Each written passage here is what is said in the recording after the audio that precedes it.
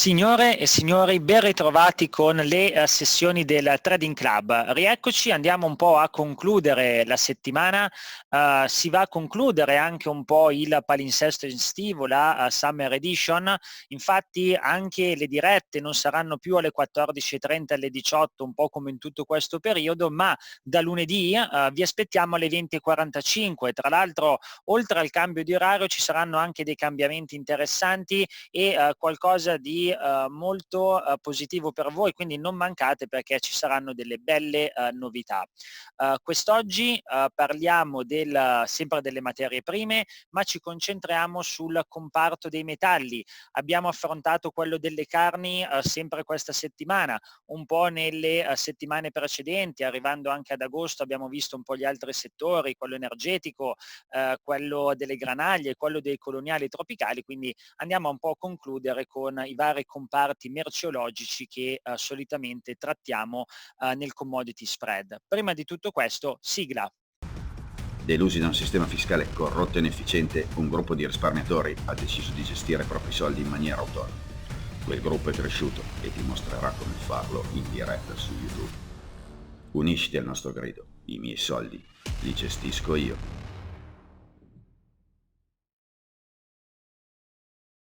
Vi ricordo anche la possibilità di rivedere tutte queste sessioni un po' tutte le volte che volete, in diretta, in differita, quindi sempre iscrivetevi al nostro canale YouTube, così sarete sempre aggiornati un po' con tutto, con questi cambiamenti di orario, con un po' le novità, le nostre proposte, così rimanete sempre sintonizzati con tutti noi, con anche i corsi sempre presenti.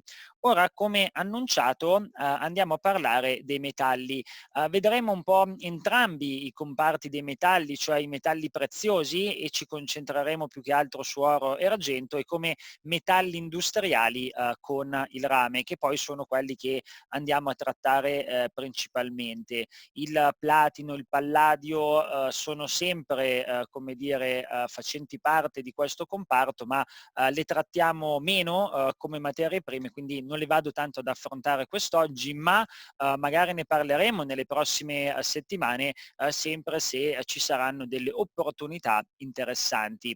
Siamo sempre sul nostro Alpha 4 Chart che ci permette di individuare un po' le migliori stagionalità, un po' per tutte le materie prime, ma non solo materie prime, anche valute, anche obbligazioni, e presto avremo sempre su questa piattaforma anche le azioni con il nostro Paolo, il suo T-Stocks e in generale l'operatività del beta trading, ma arriveranno anche le opzioni con l'aiuto di Andrea, il T-Option e un po' tutto quel mondo, così da darvi una piattaforma sempre più completa con la quale potrete gestire un po' a 360 gradi tutte le vostre operatività.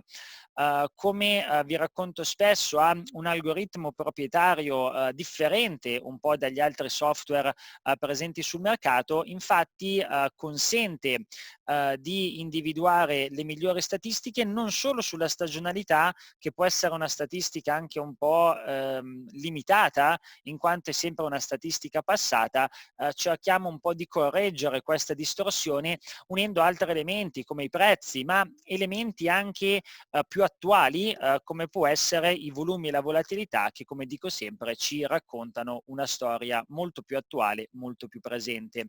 Ma rimanendo un po' sull'argomento della giornata, ovvero i metalli, vediamo come dopo la diciamo piccola flessione e momentanea di marzo nel periodo coronavirus, l'oro poi è ripartito alla grande. Solitamente l'oro, come molti di voi già sapranno, funge un po' da bene rifugio, pertanto in momenti di incertezza economica solitamente tende a beneficiarne. Tuttavia ci possono essere momenti come questo dove comunque i prezzi scendono. Qui è stata un po' più una ricerca di liquidità da parte del del mercato, e quindi sono state tolte alcune posizioni sull'oro e quindi il mercato è sceso velocemente, ma poi ecco gli acquisti sono tornati molto velocemente. Un po' la stessa cosa la vediamo anche sull'argento, dove quasi sempre i movimenti tendono ad essere anche un po' più violenti, un po' più repentini, quindi è stato sicuramente più violento il rientro, ma anche più forte la salita, soprattutto nell'ultimo periodo. Andiamo ora a vedere non solo i grafici degli ultimi, diciamo, 6 mesi, dell'ultimo anno, ma andiamo a vedere dei grafici anche un po' più storici. Qui vediamo l'oro negli ultimi diciamo 30 anni e quest'altro invece è l'argento. Possiamo dire anche che fino agli anni precedenti i prezzi dell'oro e dell'argento, soprattutto ecco negli anni 90 lo vediamo, ma un po' anche successivamente, sono rimasti anche un po', come dire, contenuti per quanto riguarda anche un po' lo spettro dell'inflazione. Infatti si è sempre pensato che le banche centrali come principale obiettivo avessero un po' il controllo dell'inflazione, e quindi anche la domanda per contrastare l'inflazione che spesso diventa molto utile dei metalli preziosi è rimasta sicuramente più contenuta. Detto questo, sappiamo anche che negli ultimi anni abbiamo vissuto invece un periodo di deflazione, quindi un'inflazione praticamente pari a zero, e le banche centrali avevano infatti un po' tutte come obiettivo un ritorno di un'inflazione al 2%. Praticamente nessuno ha raggiunto questo obiettivo, con un po' un'esclusione degli Stati Uniti e della Fed. In Europa ecco, non siamo riusciti ad avvicinarci a questo obiettivo. Però quello che può essere un po' cambiato nel sentiment diciamo del mercato, dovuto un po' alle ultime dichiarazioni della Fed, in particolare da Powell, è che anche in base allo scenario che stiamo vivendo sembra che siano un po' cambiati gli orientamenti di politica economica, nel senso che si è detto un po' nell'ultima conferenza che l'obiettivo non è più tanto salvaguardare il mercato dall'inflazione o comunque tenerla sotto controllo, ma l'obiettivo principale è diventato il controllo dell'occupazione. Infatti sappiamo che negli Stati Uniti prima del lockdown c'era un po' un regime di piena occupazione intorno al 3-4%, livello che è sicuramente salito con questi mesi, ed è lì dove si vuole concentrare la Fed, quasi affermando che non gli interessa un eventuale innalzamento dell'inflazione, l'importante è appunto il controllo dell'occupazione.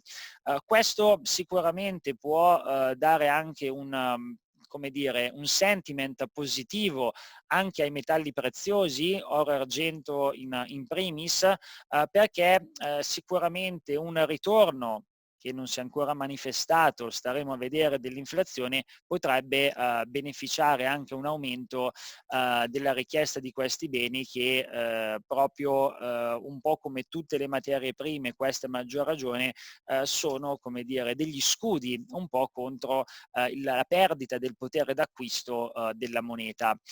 Detto questo, vedendo oro e argento possiamo vedere come l'oro si è però proiettato sopra i massimi che erano stati raggiunti un po' nel 2010-2012, l'argento invece è molto distante, circa distante un 60%, 60-70% da questi massimi. Quindi tra i due beni sicuramente l'argento ha uno spazio di salita, di recupero molto più significativo, perché questi massimi sull'oro, scusate, sull'argento erano stati raggiunti anche a fine anni 70, primi anni 80, poi non sono stati più rivisti fino al 2010. Possibile che ci possiamo tornare.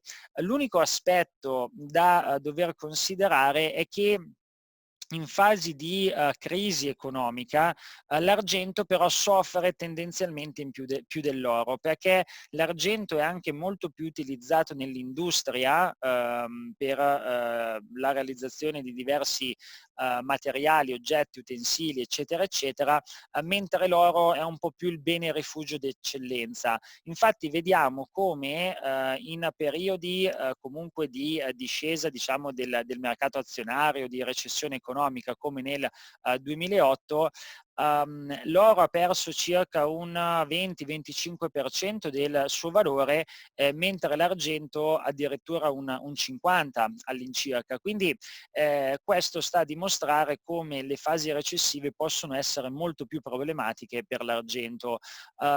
Detto questo, alle porte non c'è una recessione come quella del 2008, però non siamo neanche in un periodo di boom economico, visto anche un po' lo tsunami che è arrivato con il coronavirus, e vediamo perché la situazione non si è ancora conclusa definitivamente, quindi sarà importante anche vedere gli scenari successivi. Detto tutte queste belle parole, abbiamo sicuramente l'idea che entrambi i beni possano continuare a crescere nel tempo e crescere il loro valore. Bisogna anche prestare attenzione un po' al tipo di investimento che si vuole fare. Infatti è cresciuta tantissimo la domanda per l'acquisto degli ETF, o meglio anche ETC nel caso di materie prime.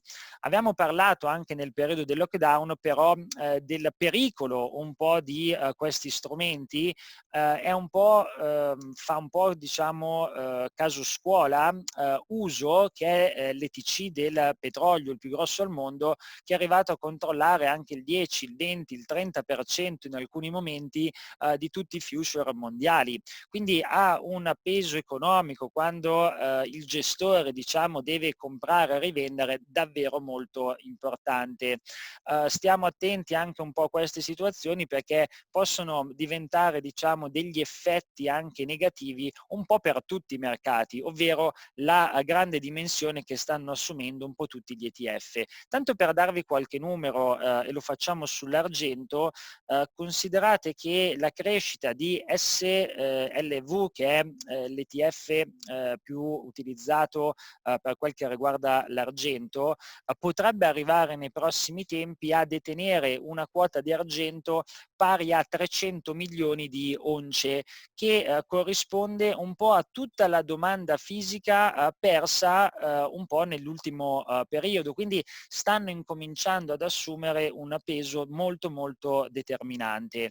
In ogni caso rimangono ancora dal mio punto di vista uno dei migliori strumenti per investire un po' nel medio-lungo termine con questi beni. Poi ci sono sempre effetti da tenere in considerazione, un po' l'effetto contango che va a ridurre il rendimento, però sicuramente possono offrire per certi versi delle buone situazioni. Torneremo comunque a parlarne prossimamente. Questi sono temi legati non solo al commodity spread, ma molto anche un po' alla nostra attività di investimento, al nostro Investors Club. Infatti, per quel che riguarda il commodity spread, oro e argento non sono due strumenti che amo particolarmente. Vediamo due spread diciamo con le prossime scadenze. Questo è oro dicembre febbraio del 2021, questo è uno spread simile sull'argento tra dicembre e marzo del 2021. Come possiamo vedere non ha seguito molto l'andamento stagionale, che era un andamento diciamo più laterale, un po' più tendente al ribasso, ma ha fatto un sali e scendi davvero molto importante. In termini economici niente di incredibile, perché siamo credo nell'ordine dei $1.000, però questo sta a dimostrare come purtroppo o per fortuna questi metalli, essendo molto legati anche al benessere dell'economia, a fasi di crisi, un po' tutto quello che si diceva poco fa, non tendono secondo me a seguire delle stagionalità in maniera così lineare come altre commodities, che magari seguono seguono proprio anche le stagioni nell'anno perché devono essere raccolte, seminate, eccetera, eccetera. Quindi non sono spread che amo fare con lo stesso metodo, lo stesso approccio che usiamo in maniera classica, ma al massimo possono essere sì presi, ma sempre pensando un po' all'economia più in generale. Infatti nelle sessioni dei giorni scorsi, anzi in quella di mercoledì, se non ricordo male, era un intervento di Paolo, ho mostrato una chiusura di alcune posizioni su uno spread dello zucchero. In quel momento abbiamo mostrato anche uno spread tra oro e argento. In particolare quello spread l'abbiamo fatto dopo un po' questa discesa per prendere un tentativo di rimbalzo che è stato preso al momento solo parzialmente. Non ho però considerato tanto la stagionalità, i prezzi fino a un certo punto, ma la considerazione era più che altro che una possibile debolezza del mercato poteva beneficiare sicuramente di più l'oro rispetto all'argento, o comunque creare dei ribassi più profondi appunto sull'argento piuttosto che sull'oro. E quindi al momento la posizione ci sta dando limitatamente ragione, se continuerà bene, altrimenti ecco non ci prenderemo certi rischi. Ma tutto questo solo a titolo di esempio per farvi capire che le dinamiche stagionali su questi strumenti sì, si possono seguire, ma hanno un'efficacia molto più limitata. Passiamo ora invece ad un metallo che tendiamo a fare molto più di frequente anche nel commodity spread, che è il rame.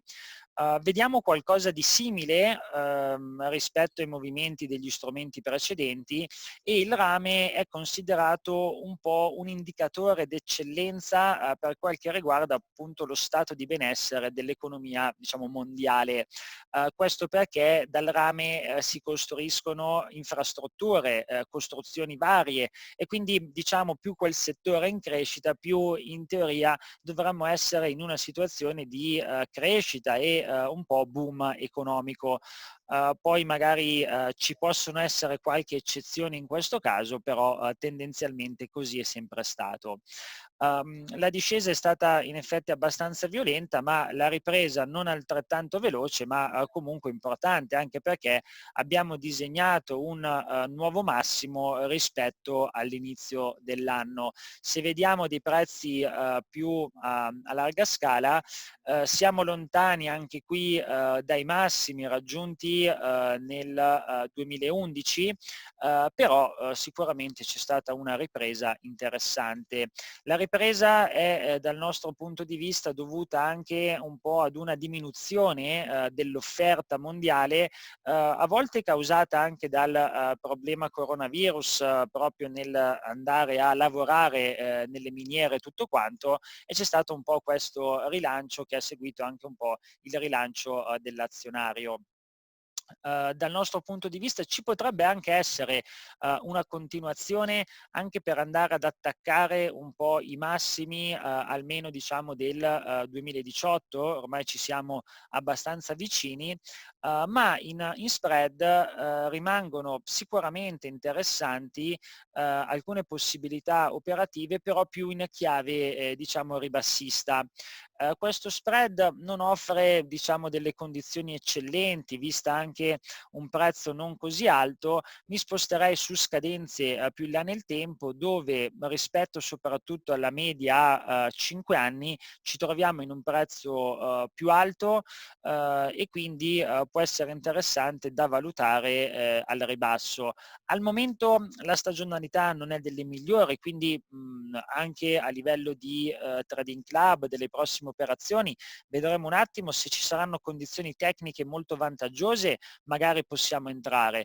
Viceversa si potrà anche aspettare, visto comunque una stagionalità lunga che accelera un po' i ribassi da ottobre-novembre, o comunque dalla fine dell'anno in poi, un po' per tutto il periodo fino ad aprile. Quindi può essere sicuramente un'occasione interessante. Pertanto il rame sì per il commodity spread da valutare, un po' meno l'oro e l'argento, ma due prodotti che secondo me su un portafoglio a lungo termine è sempre cosa buona e giusta avere almeno in una piccola parte. Io solitamente prediligo un po' di più l'oro proprio perché, come abbiamo visto nelle fasi recessive, se ho un portafoglio azionario da proteggere, almeno in parte mi fa da rifugio per davvero.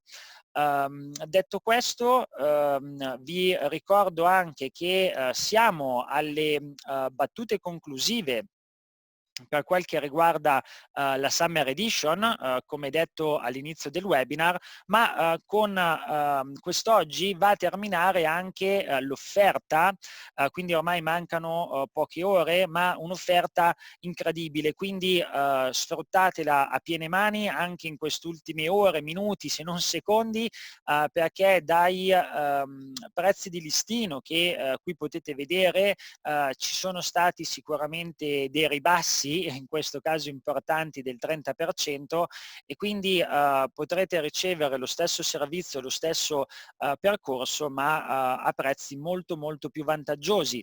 In questi aggiornamenti che vi ho dato sulle materie prime ho voluto darvi solo un piccolo assaggio di quello che facciamo in queste sessioni. Potrete sicuramente conoscerle più da vicino rimanendo sintonizzati sempre sul nostro canale YouTube, dove a volte mettiamo anche alcune del passato, e fondamentalmente mettiamo ancora più in pratica queste analisi operando su un conto reale con appunto soldi veri e andando a motivare ogni scelta che mettiamo a mercato per un vostro e di conseguenza nostro beneficio.